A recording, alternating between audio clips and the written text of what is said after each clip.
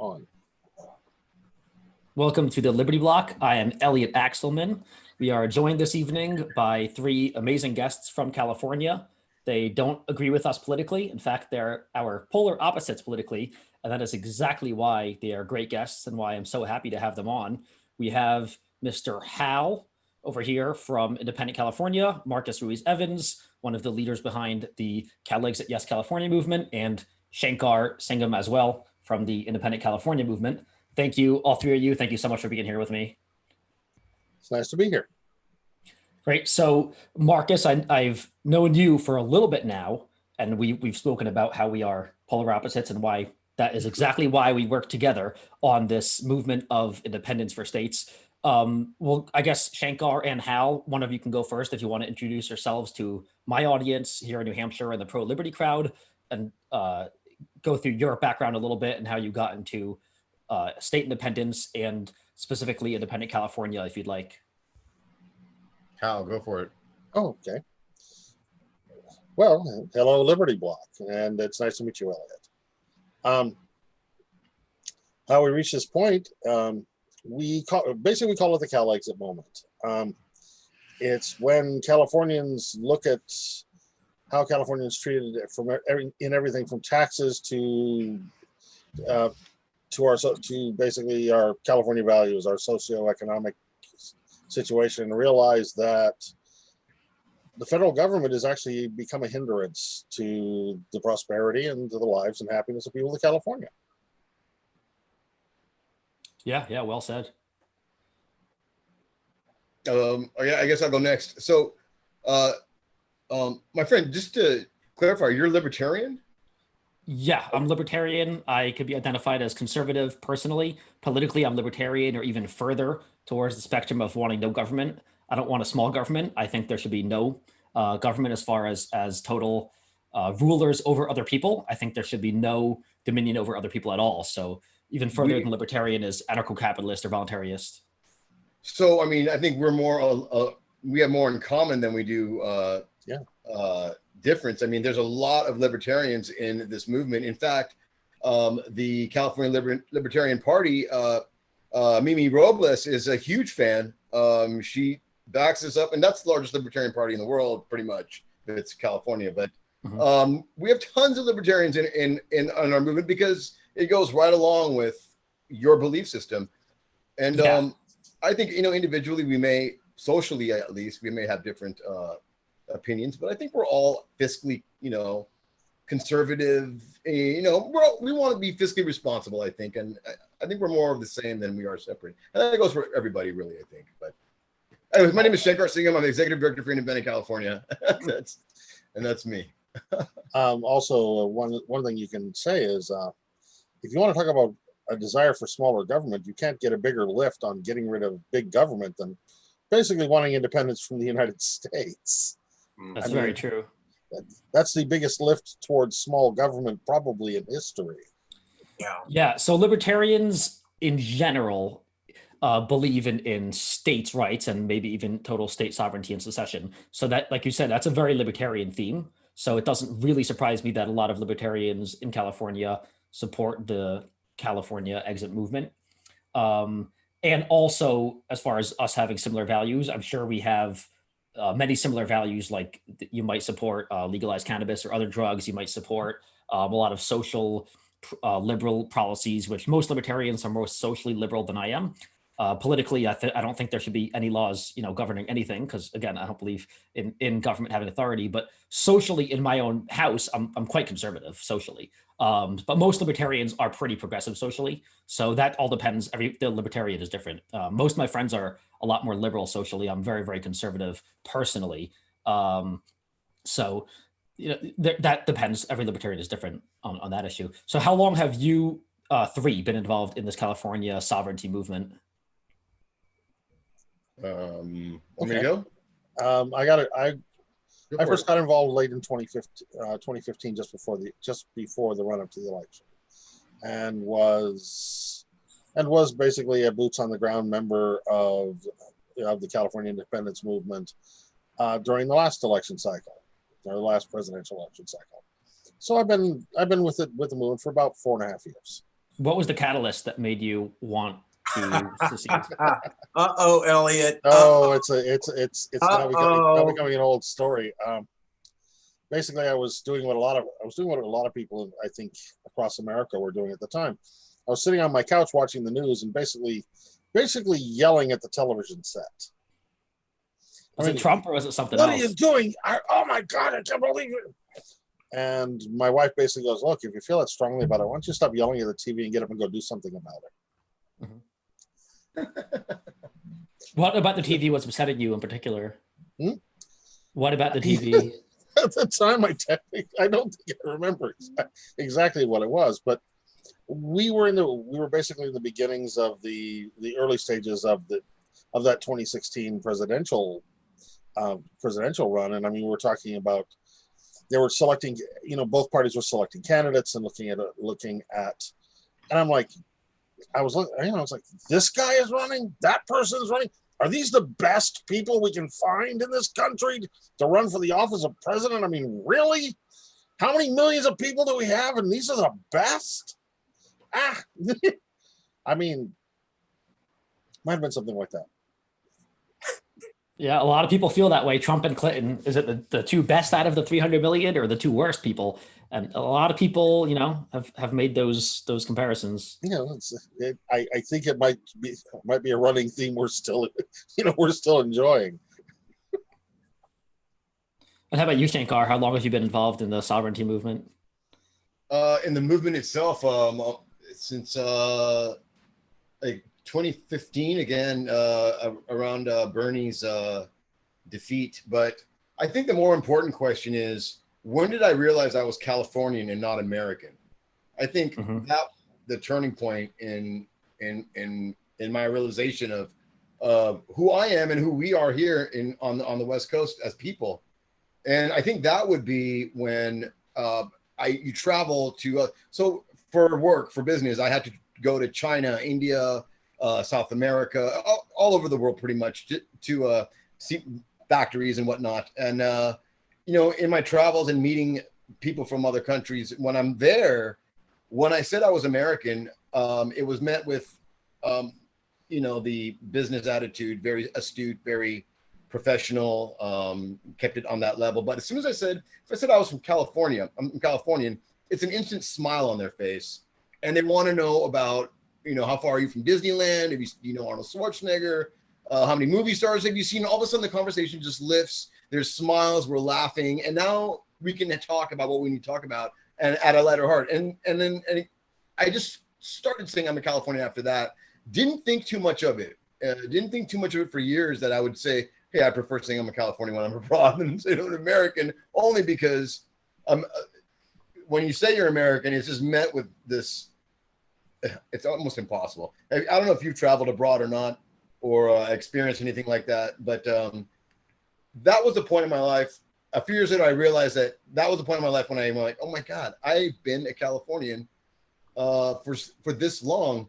And when Marcus came out with Yes and the CNP and Bernie got robbed, and you see the Democrats for who they really are as just I don't know what the language level is here, but I'm pretty libertarian, like I said, so I have no rules. Well, yeah, they're pretty much fucking liars and crooks, and just talks to the side of their mouth. Now there's a new group in there that's getting in there, and they're getting so much flack from this establishment Democrats they're nothing but just Republicans in disguise. And on that note, I might add, my friend, so over here in California, we have libertarians, but most of them, unfortunately, are Republicans that don't like the Republican brand. So they're actually really socially with you more in line than they are with true libertarians. True libertarians, I mean, hey, Marcus, I think you got your mic on, buddy. You're true libertarians don't, as far as social concerns go, they seek zero government and are all about independence. And anyone that questions it, any libertarian that says, "Oh, I don't see how you're going to do it," isn't really libertarian. It isn't.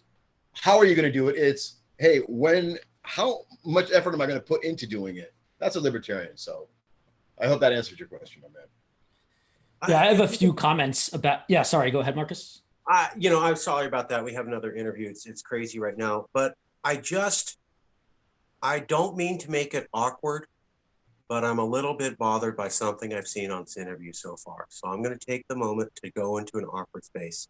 Oh my God, dude. Hal and Shankar are annoying me again with their humility and their lack of shameless promotion. I have told them shameless promotion, shameless promotion.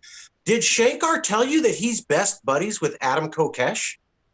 I don't think so. No. Adam Kokesh, the libertarian candidate, is good friends with Shankar. Shankar got him out here. They have videos of them hanging out. I mean, the guy's a famous libertarian, and he and Shankar hit it off. Did Hal mention to tell you we have videos of him at the Libertarian Convention where he's sitting down with dozens of people and they're doing this? Person after person after person. Did they not shamelessly plug? Because I'm offended if they didn't do that. Not yet, but we're just getting started. Oh. Yeah.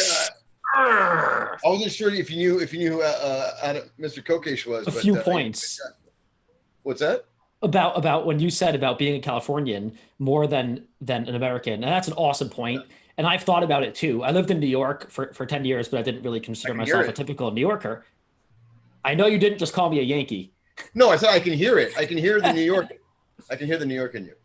That's not what I want to hear. I think of myself more as a cowboy than a New Yorker. But even as a New Yorker, but then especially living in New Hampshire since 2017, like you said, it's a good point. I identify more as a New Hampshire citizen than a U.S. citizen because, again, probably for different reasons and in a different sense than you. When you go abroad, you are a bit maybe ashamed or don't want to be identified as an American first because you have more pride in California. Me also. I think New Hampshire is a lot better than the U.S. The U.S. is the land of Trump and Biden and Obama and Clinton and Bush and Pelosi and Schumer, and they don't represent me.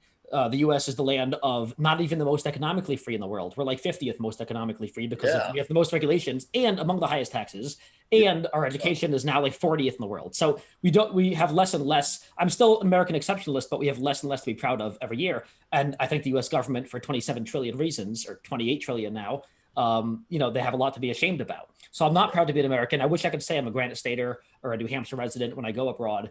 I've only been in the last few years, only been abroad very, very little. So I haven't had a lot of interaction with whether people are, a positive response or a negative response to hearing I'm an American. But I probably wouldn't go as far as most people on the left of being ashamed of America totally. But more and more so, I want to identify to others that I'm a citizen of this state of New Hampshire, more so than the U.S.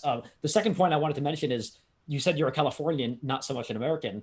And I agree. In fact, most people don't know, and I've written articles about this, most people don't know the founders in the 1770s, 1780s really made the U.S. to be we're supposed to be states, and states would have pretty much all of the sovereignty, and we would be joined in a super duper weak union, and the union, called the U.S. government, would have a constitution and would have only certain powers, as mentioned in the Constitution, and they would control military and maybe borders and interstate trade, and that's it. And they would have a Congress, but they had very few powers. We were supposed to be states, and each person, like maybe John Adams might have identified as a New Yorker or wherever he was from, or Benjamin Franklin probably identified as a Pennsylvanian, and so on. And they didn't identify as Americans, I don't think. Each person had a lot more state pride. And another point I wanted to mention is I'm glad to see from the left a lot of state pride, like you have California flags all over. Historically, I think Republicans, the right, has kicked your butt in this regard. Republicans, like in states like Texas and Wyoming, have so much state pride. If you go to Wyoming or Texas or other states, tremendous pride in their state. You'll see state flags all over. In New York, Democrat states, New York, New Jersey. I haven't been to California, but New York, New Jersey, Connecticut, nobody knows their state flag. No one cares. They don't call themselves New Yorkers even. They don't know or care about their state. In Wyoming and Texas, because I've been to those states, all over Wyoming, you'll see Wyoming flags. You'll see the gold and brown from the football team. You'll see the Wyoming flags, the buffalo, all over the place. So I'm glad to see it from the left also, some state pride. That is very nice to see as well. I don't know if Hal wants to say something in rebut to that, but I do. If you want to go, I know you do. I have a couple of comments on it. It's like, the first one is, it's like, as a Californian, one of the reasons I'm a Californian and I identify more as a Californian than as an American is because Americans have basically made it so. They have told me they're telling me time and time and time again now that you're Californians, you're not really Americans. Mm. I mean that's been pushed hard, especially in the last 10 years. The second point of that is it's like, yeah, being a Californian, especially traveling abroad, is a defense mechanism. It's almost like the old travel advice that someone says, if you're traveling in a place you don't know, if you're an American and someone asks where you're from, tell them you're a Canadian.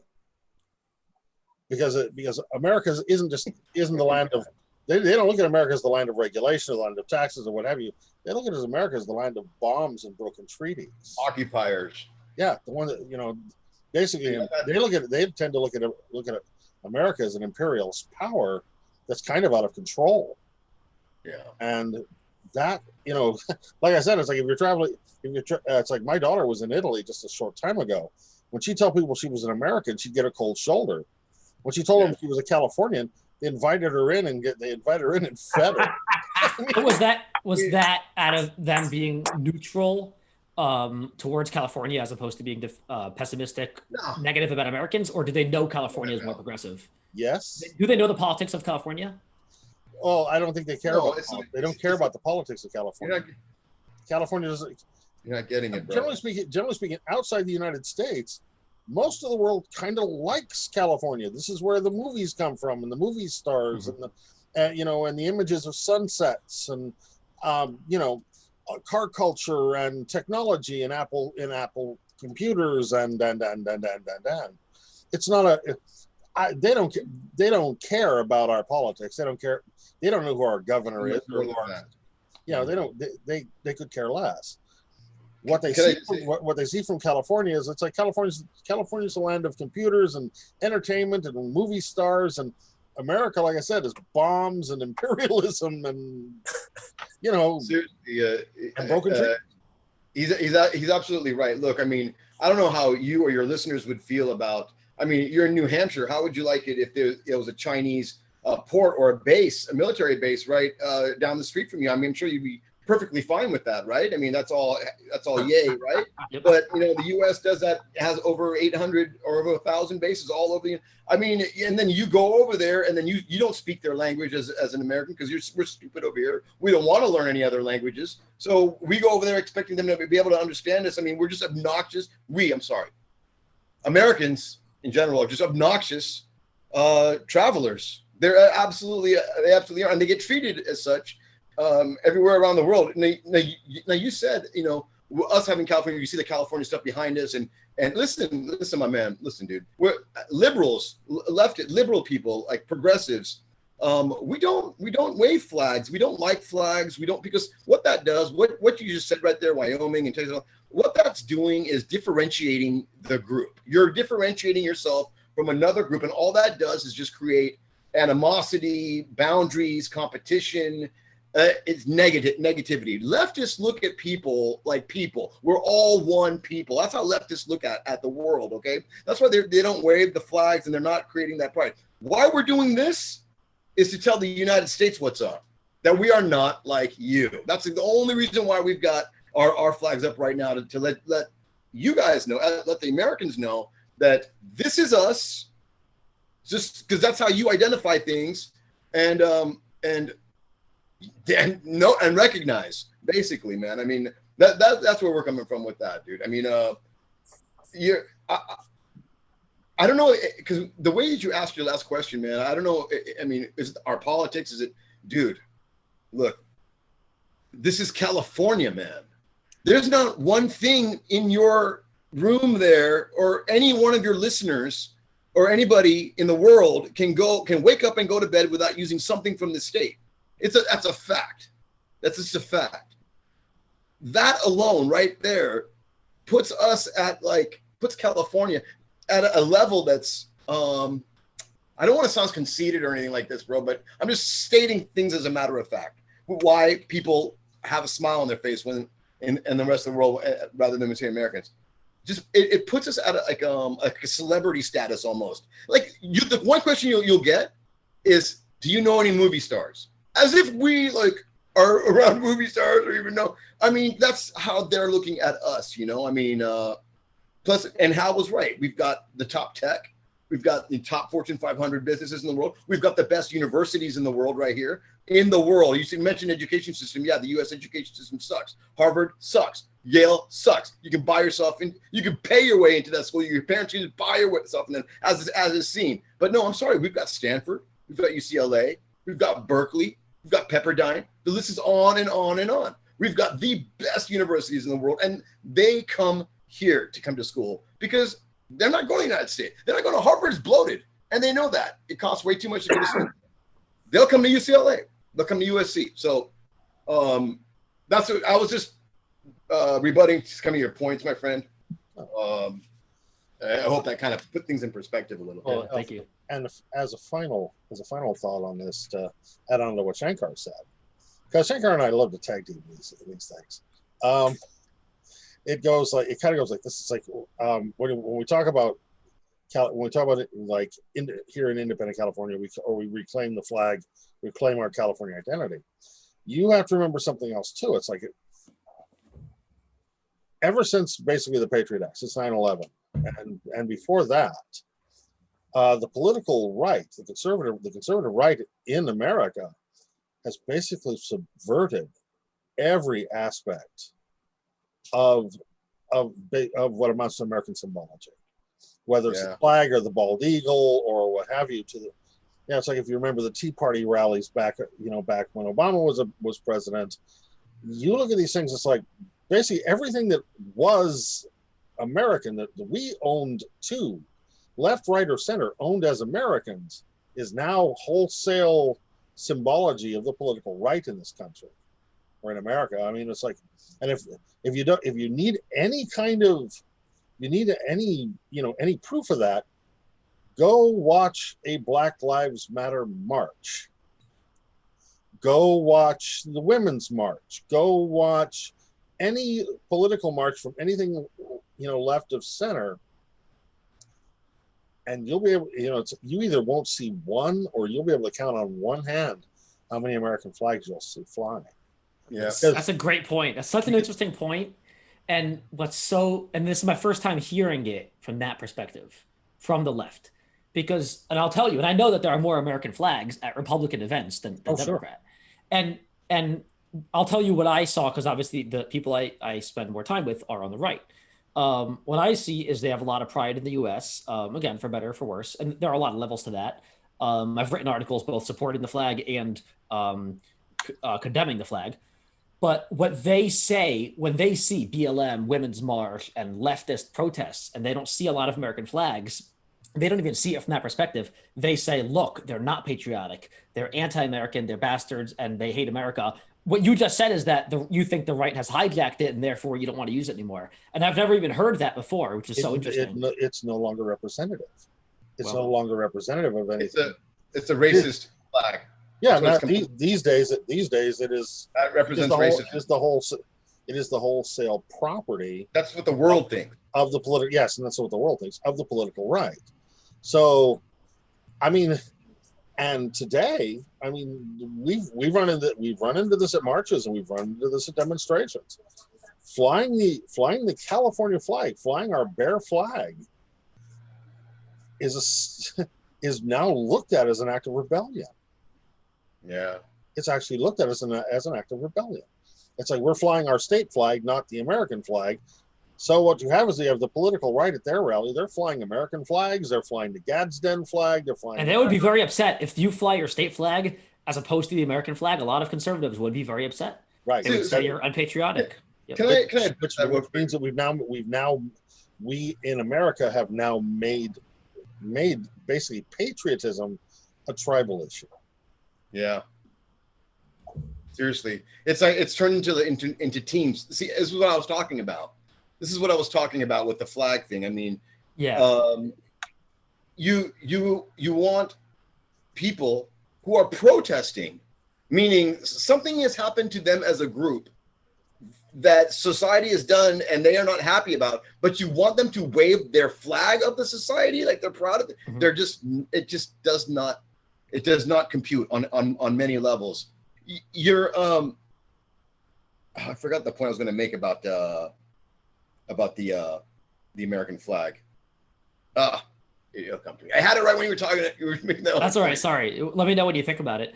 But yeah, when someone mentioned that people flying state flags, like in Wyoming or Texas, that it's divisive. I kind of saw it from the other perspective. When I was there, they were very welcoming, even to those who are from the East Coast, Yankees, Jews. I thought it was more about them having pride in their state because they love their state, they love their small town, they love their cowboy culture. They were still very welcoming of me. They didn't really hate a lot of people. I think it was more about pride than about division, but I kind of see both two ways to look at it.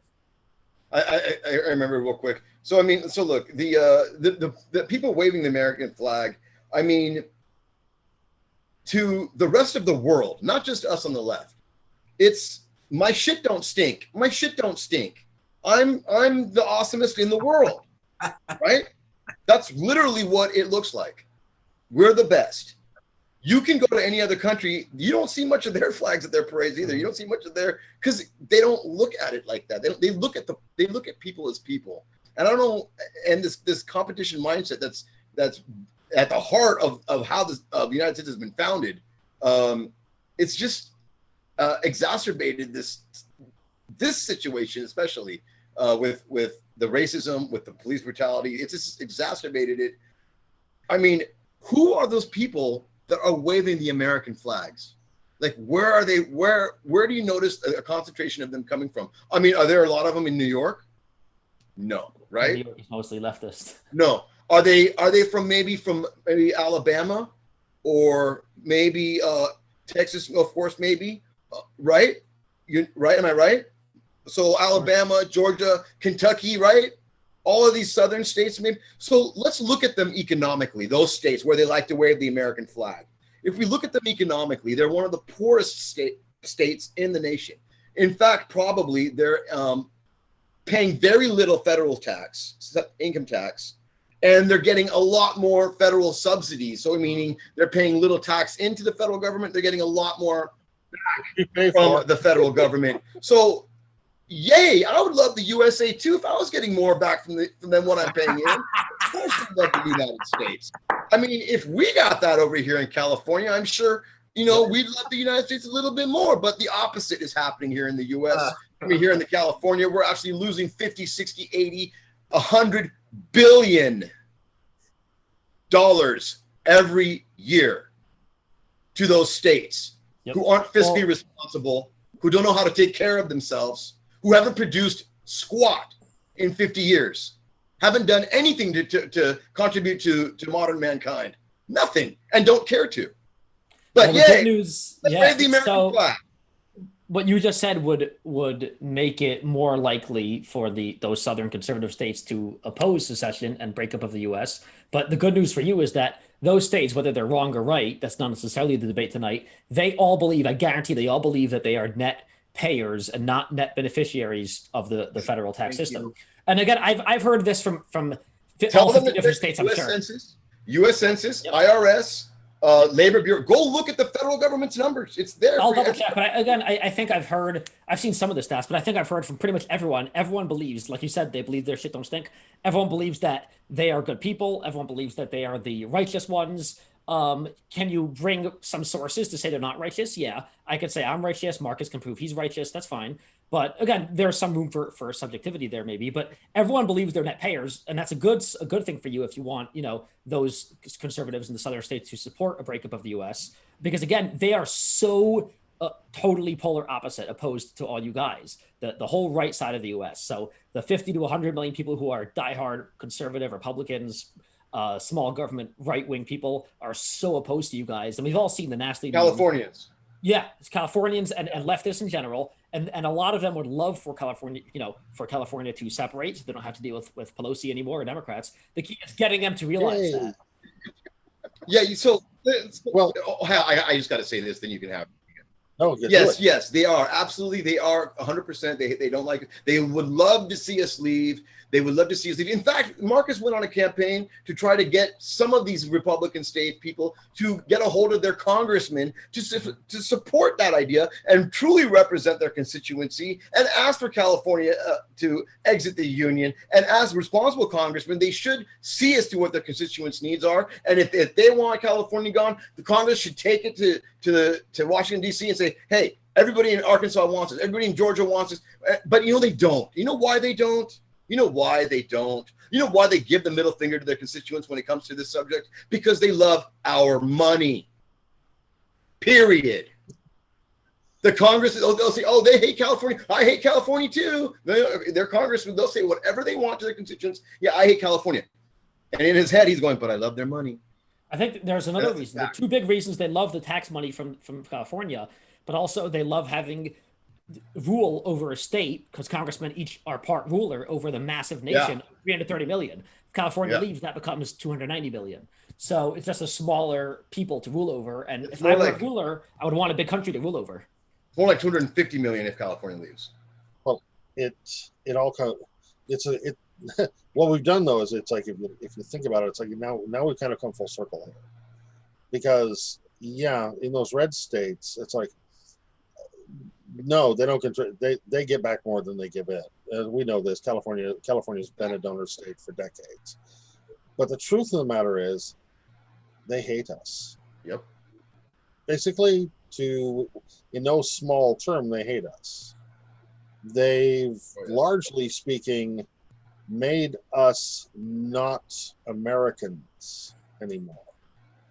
So if switching an identity to Californian, basically, simply answers a question that goes, well, if I'm not a Californian, I got to ask. It's like I'll ask everybody out in the Liberty Block out there. If I'm not a Californian, what country do I have left? What country do I have? Because it's like those areas, those conservative portions of America are never going to look at us as American. Mm-hmm. They're going to fight us. It's like if I want to live in America as an American with my political beliefs, I will have to California as much of America as I could possibly manage. And we don't want that. And if America wants California to stay part of America, then they're going to have to basically beat us into submission.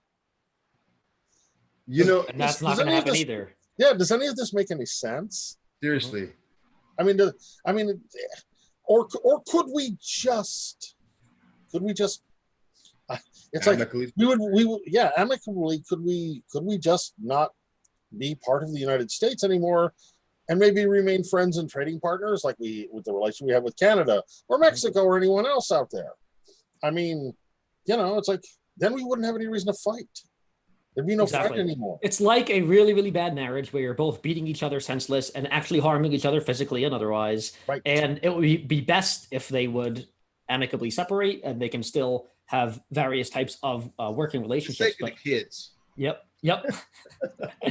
So I have a question about identifying as a Californian. And again, I totally understand where you're coming from, and it 100% makes sense.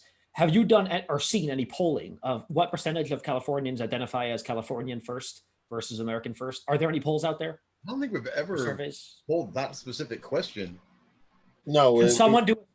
Yeah, that's a good one. I haven't seen that specific poll. We'll have to try that. Yes, California's seen poll, and Marcus could answer this better than I have, that show how many people in California would actually vote. They're older polls now, but how many people would actually vote for California to leave the United States? Marcus, you? It's like 2/3. Yeah, it was so. In February 2017, Stanford and Reuters Ipsos both did a poll. Stanford and Reuters Ipsos, January 2017.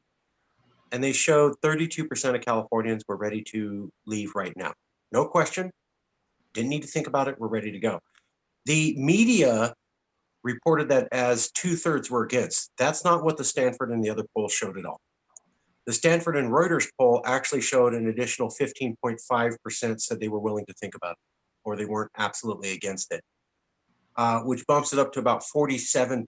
Or 47.5% of Californians said they're willing to think about this. GQ magazine looked into that and verified that, but no other reporter, I talked to at least 30, nobody else would print that, even though the stats are there, and it was all plain as day. Additionally, both Reuters and Stanford overcounted Caucasians who were over 55 years of age and undercounted people who were 30 and were Latino. A 30-year-old Latino does not think politically the same way as your average 65-year-old Caucasian. And yet both polls got that wrong. So they undercounted Latinos, overcounted the elderly. And when we actually matched the demographics for the Stanford and Reuters poll from January 2017 to the actual demographics of California in 2017, it bumps up to 55% said they're willing to think about secession. That's key because Brexit passed with a 51% threshold, or at least barely. So the ultimate question is, how does it actually happen effectively? And again, there's probably no real precedent for this, but is it done by the state assembly and state senate in California, or Newsom, or a petition? And how do petitions work there, or a ballot measure? How do you think it would happen effectively, and where does that stand? Because I know there were some petitions in the past. Where is that holding right now legally? I have a thought on it. It's not going to be what you guys think it is, but for me, how do you do it? It starts right here. Every one of us here in this state have to think it first and believe it. That's how it starts. They stop identifying themselves as American and start identifying themselves as Californian.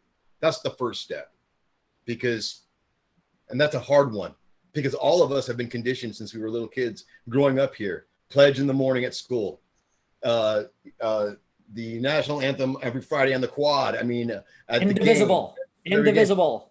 Yes, we've been, unfortunately for some of us here on the left here, the programming didn't work quite. And kind of rejected that a little bit, because we kind, or at least questioned it. And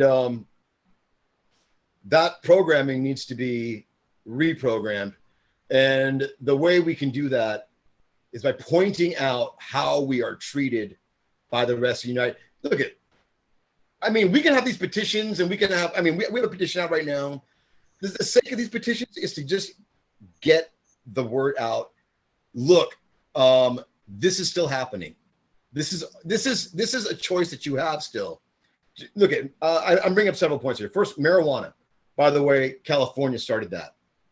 California was the only state to have the balls to make marijuana a medical prescription first in '96, because I was out in the streets doing that.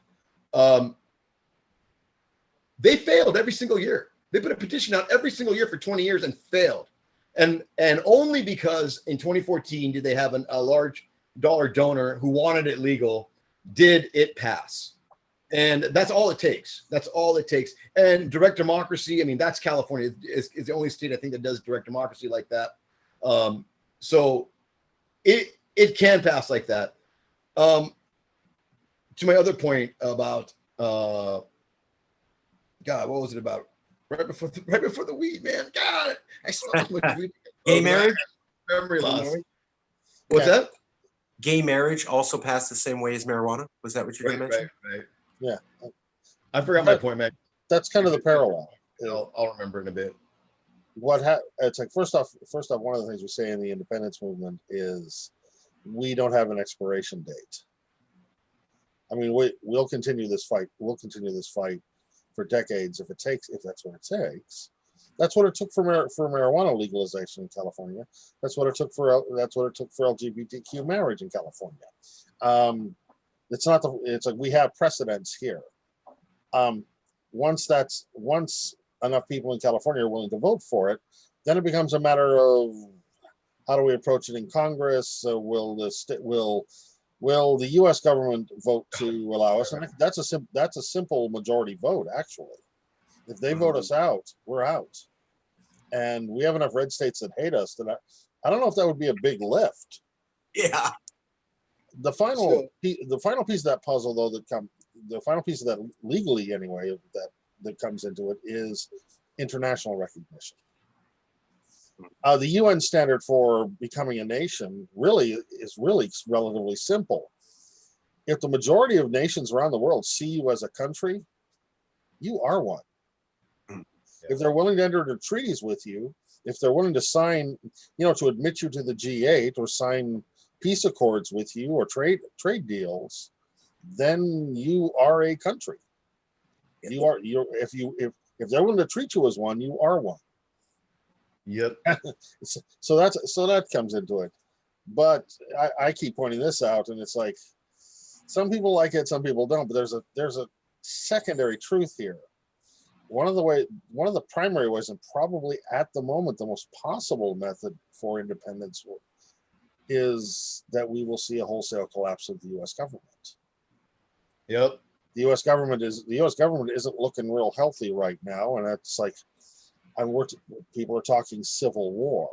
People are talking about, neither side is going to recognize this election.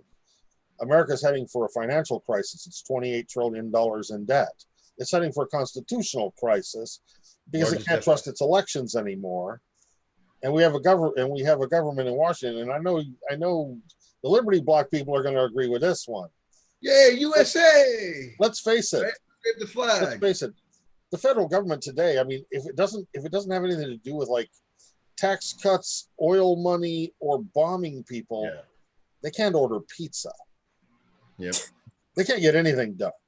Nothing ever gets done. I mean, they're still arguing over civil rights. They're still arguing over women's rights. They're going to take up abortion again from 1972. Nothing ever gets settled. So you put all those factors together, it's like I have to ask, what U.S. government are we leaving? And is there really something left there that's going to have any capability to stagger out like a zombie and stop us? Exactly. And Hal brings up, exactly what he said right there. I mean, you want to know what the next step is. So say all Californians we're all about it. What's the next step? What are you going to do?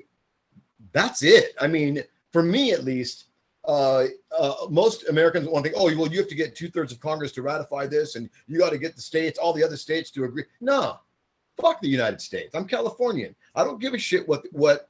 I'm not going to ask permission. Does a slave ask the master for permission to be free? No, I'm not going to ask the United States, hey, I want to go on my own here. Can you guys vote on it? Fuck that. I don't need that. I don't need that. And it's just like a divorce, like that abusive relationship, right? If your husband's beating you up, you can ask him. If he says no, you can just leave. Just leave. Walk out. It's that simple. You can't ask for permission. Recognize it. Good. And they will. They will, because we're such a big player. I mean. Yep. And to the point Hal made, I think I agree with Hal even more than Hal does, because you said one of the steps ultimately will be international recognition of being a nation. I'm even more optimistic on that than you are. You said that it's one of the processes after you leave. I think that could be, in a sense, the easiest or most likely way for California to actually gain independence is by first, before Congress approves it, more likely than Congress is going to be the UN or Canada seeing you as a nation. Then after other nations or the UN or other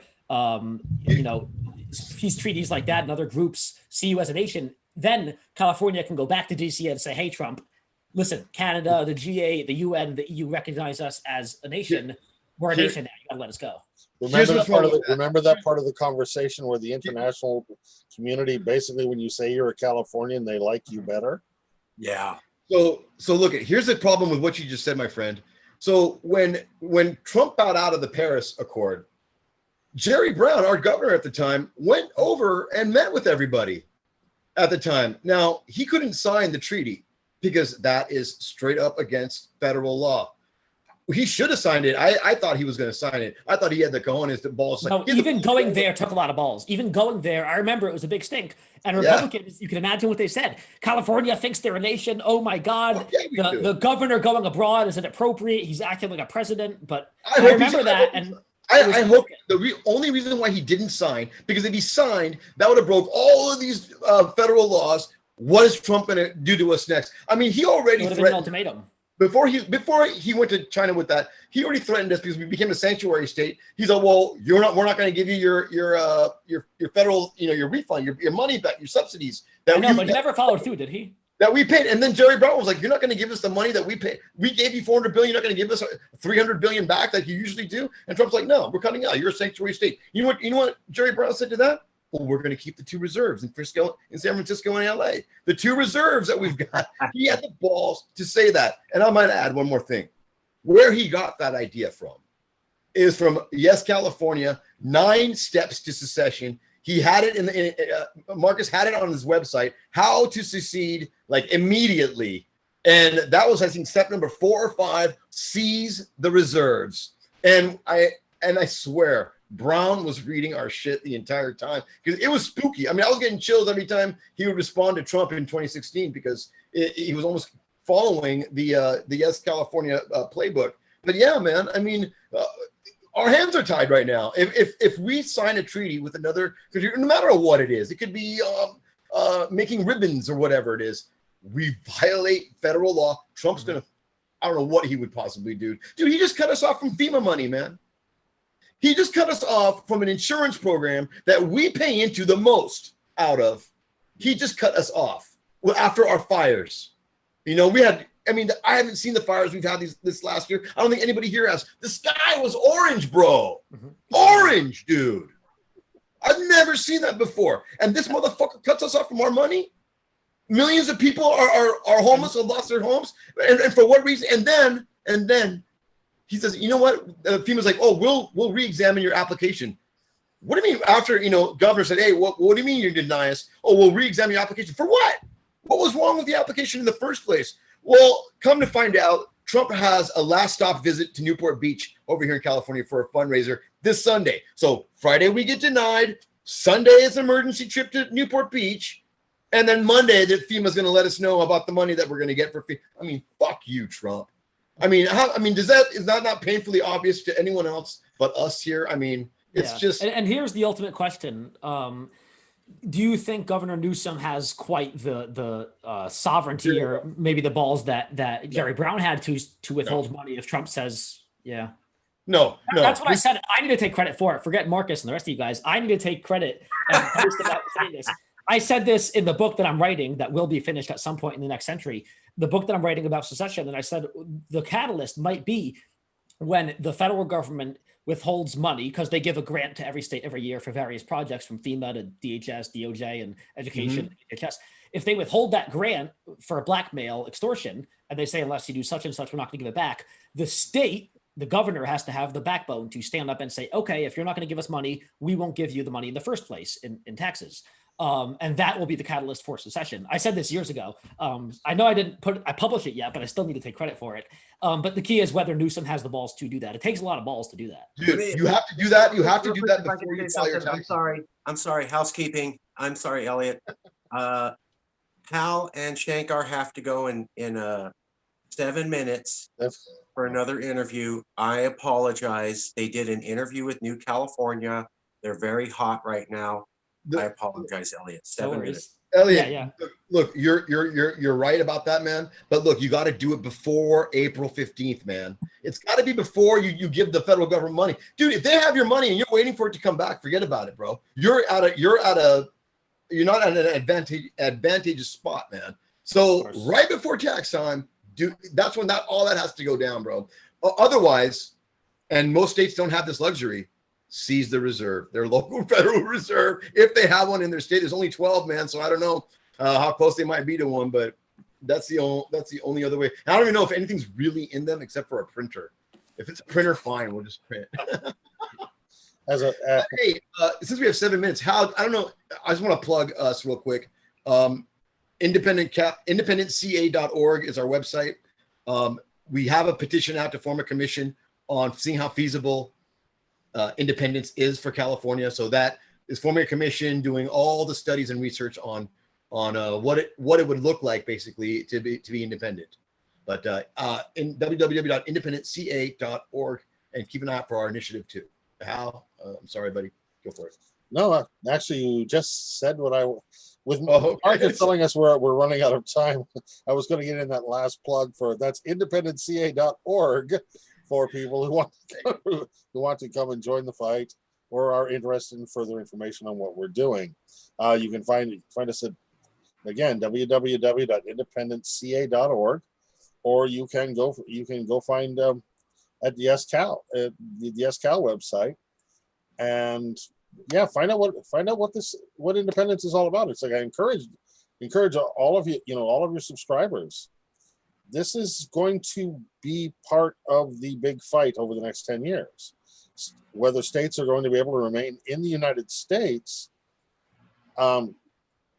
Texas is talking, California's looking at it. It's like not to mention the Cascadia movement up in Washington. We're talking about New England and New York.